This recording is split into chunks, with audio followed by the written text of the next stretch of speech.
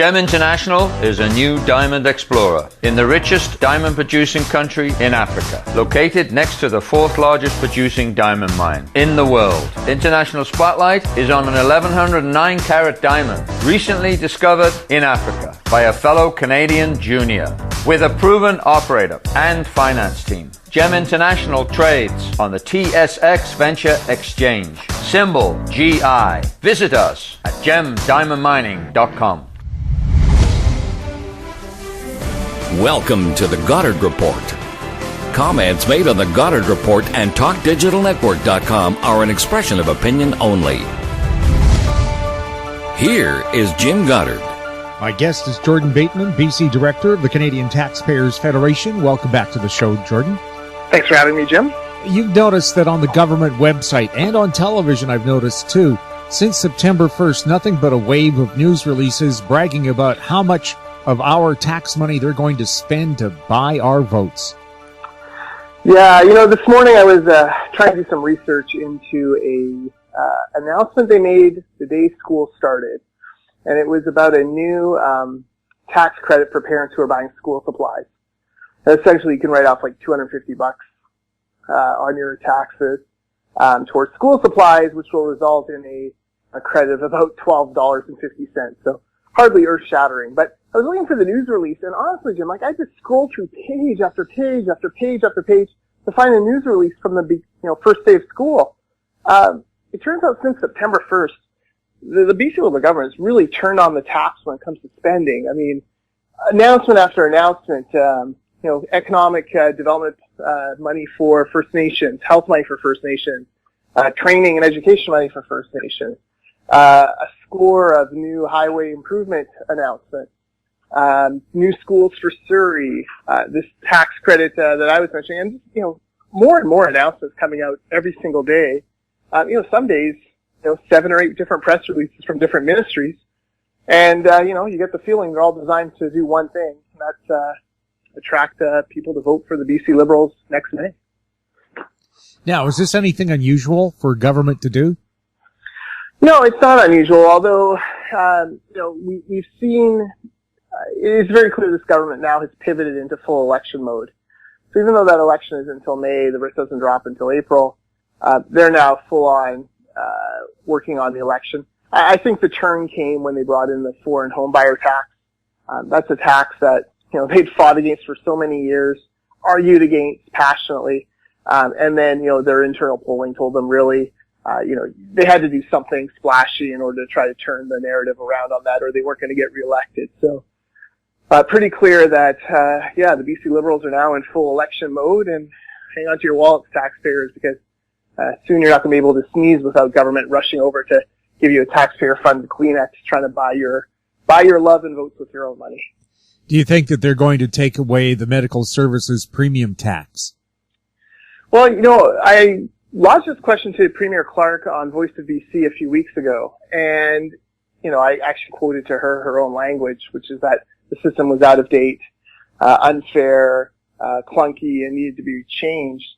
And she seemed pretty adamant, that she wants something more substantial done with this tax. She doesn't want to run in the next election with this MSP hanging over her head.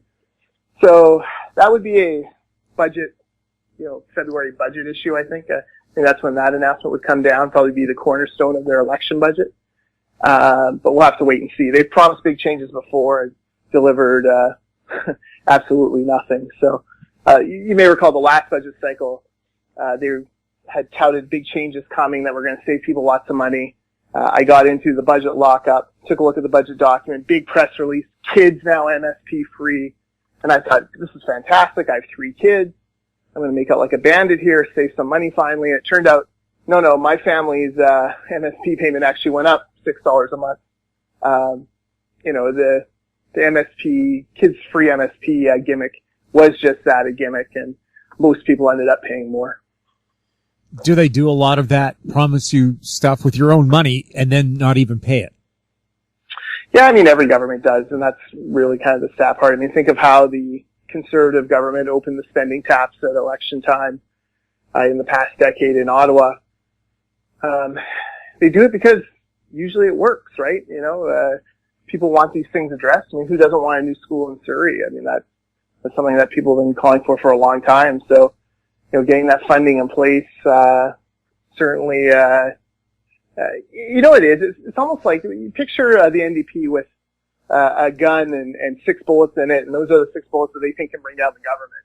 And, what the government's trying to do is spend money and take those bullets out of that gun. Take away any ammunition the opposition has to try to stop them. And, sometimes it works, sometimes it doesn't. We'll have to wait and see in this election cycle. What about how much money the Premier is spending on travel between her riding in Kelowna and Victoria? Somebody has dubbed it Christie's Charter Airlines. Yeah, it's not just between Kelowna and Victoria, but I mean all over the province, all over the world, frankly. She's made trips to India and China and all sorts of other places, Paris, taking along her social media photographer and various other staffers, several $1 million over her time in office. None of us expect the Premier to, fly standby and or whatnot, but it does seem like these charter costs have gotten out of line. I think the government's even admitted as much that they're trying to ratchet down their dependence on charter airlines. Politicians who get the word air before their name are generally not received well by the average person. Yes, well, look what happened to Alberta's former Premier. Well, that's exactly. I mean, Premier Redford was infamous for the money she spent. She went to Nelson Mandela's funeral, I believe, in South Africa. Took her child, took some family members, some cabinet ministers, basically flew there, and then turned down an opportunity to take a cheaper flight home. So these are things that hang on politicians for a long time. The days of high flying Phil Gillardy are long gone. We don't see them quite as cute anymore because I think taxpayers realize the costs involved. Well, Flying Phil was getting speeding tickets. Flying Phil, that's true. That's fair enough.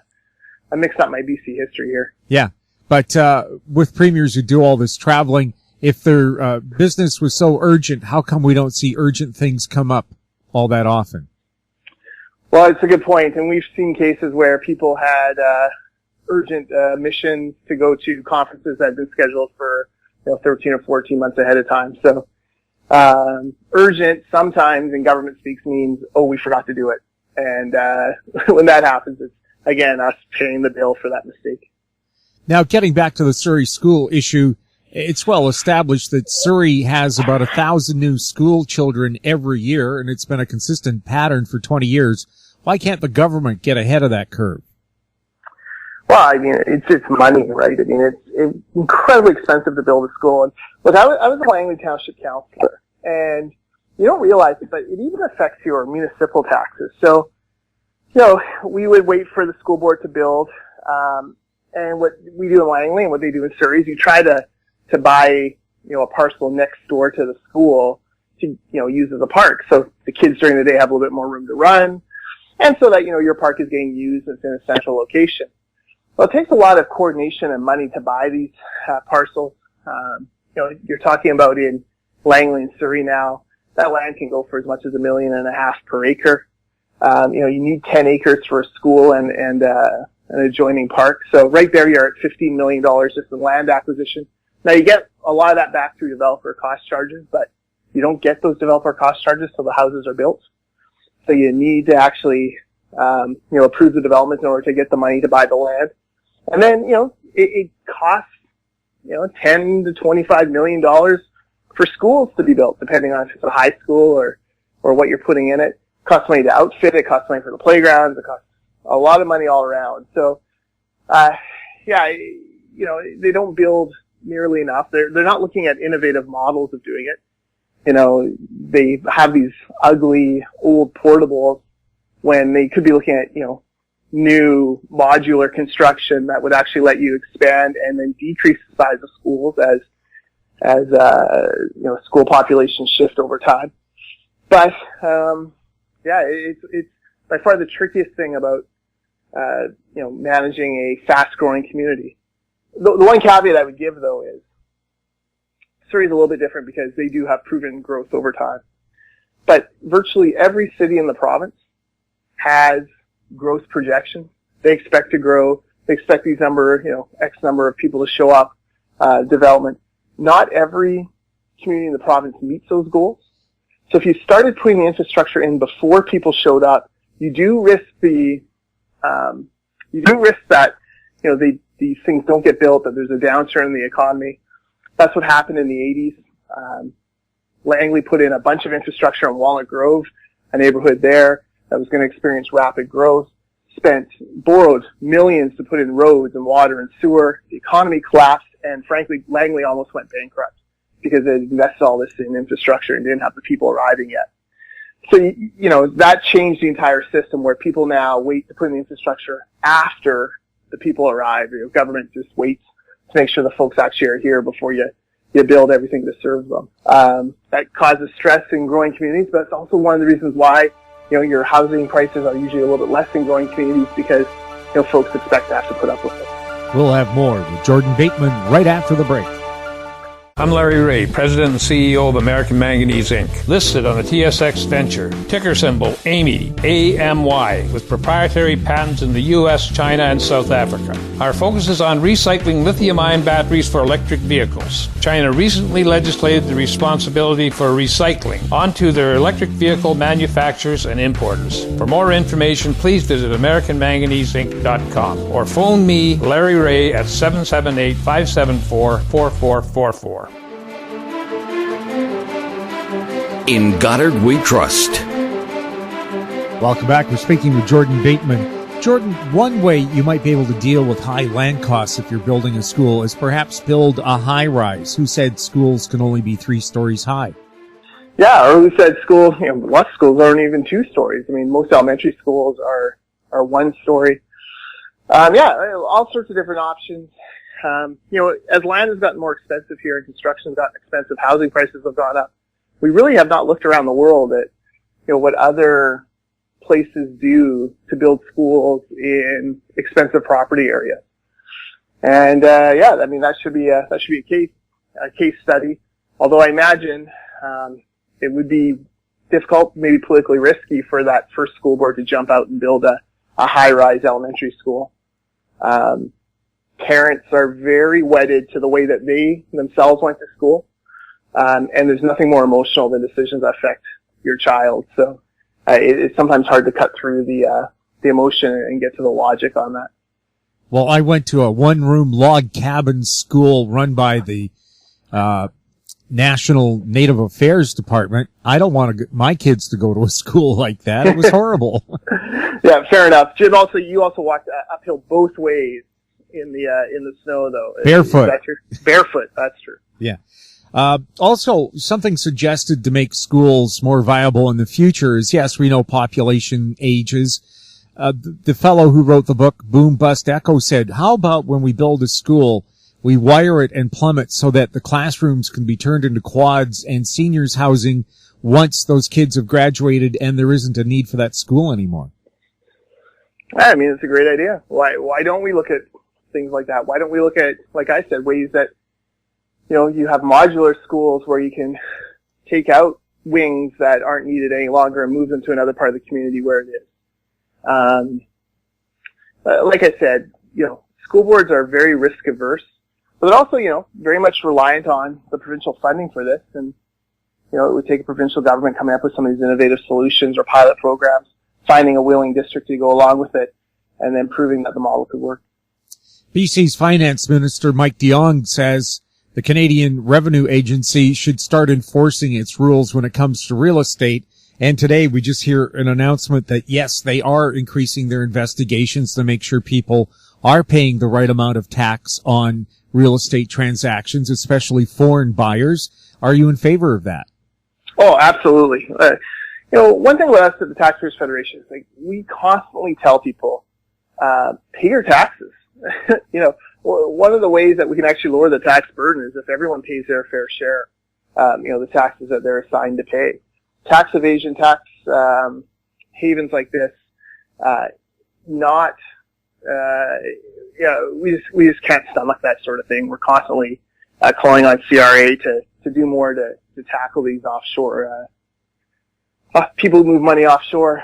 This is a big problem worldwide. And now you're starting to see some of the big countries really start to move in on it. I know the EU is working on some legislation to claw some of Apple's tax money.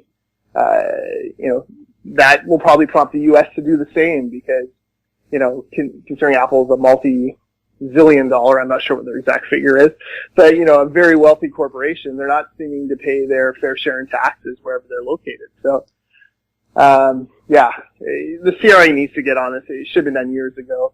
It's hard to believe just some of the scams and questionable things that went on. The famous Isle of Man, where people basically put money into the Isle of Man banking system because they could get away with not having to pay taxes locally. This was, engineered by a major accounting firm in Canada. And then all those people, all they had to do was pay their taxes back. They weren't even penalized or charged. Things like that have got to change. Well, you also have the engineering firm SNC Lavalin in Quebec, again being accused of fudging taxes to help out their foreign clients. Yeah, and Bob Mackin's done a heck of a job on following SNC Lavalin, not just worldwide, but here in British Columbia. This is a company now that's been forbidden by the World Bank from bidding on major infrastructure projects for a few years. So, and one that, is building the Evergreen Line. And, the Evergreen Line's been the target of some pretty convincing safety whistleblowers, company taking shortcuts and maybe putting workers at risk, if you believe what these whistleblowers are saying. So, another example of big corporations, taking from the little guy.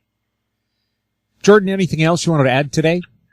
Yeah, one more thing. It's an issue I brought up, and it's not a sexy issue, but it's one that should get people talking about what the role of government is. So the BC government went out, and they've become the first government to issue what's called a Masala Bond. This is essentially a bond on the Indian bond market. People could invest in British Columbia. They raised $97.5 million, basically, of debt. People buying BC bonds, they'll get a return on it. But under these rules, you have to reinvest that money back into India, an Indian company. So they've reinvested that $97.5 million into an Indian company. They're hoping to net out $2 million profit after 3 years. This is a concern to us because, this company may be perfectly valid. It's maybe a good investment. We don't have a lot of the background documents on it. But it's not really what the role of government is, right? Like, what's the point of government investing that kind of money?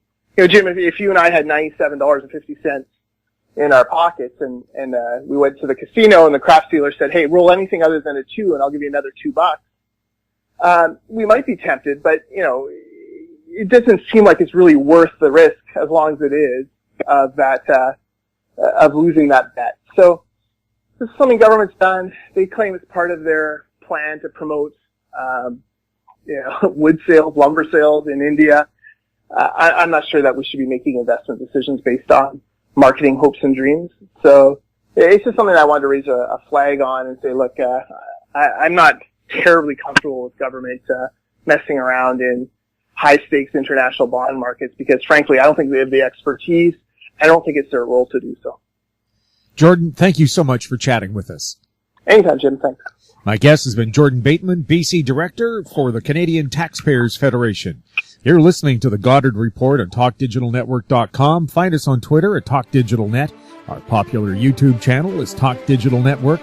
Questions for the show can be sent to info@howstreet.com. I'm Jim Goddard. Thanks for listening.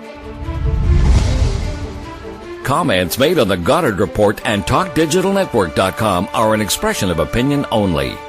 The Goddard Report is available online and mobile at TalkDigitalNetwork.com. The Goddard Report is a production of How Street Media Incorporated.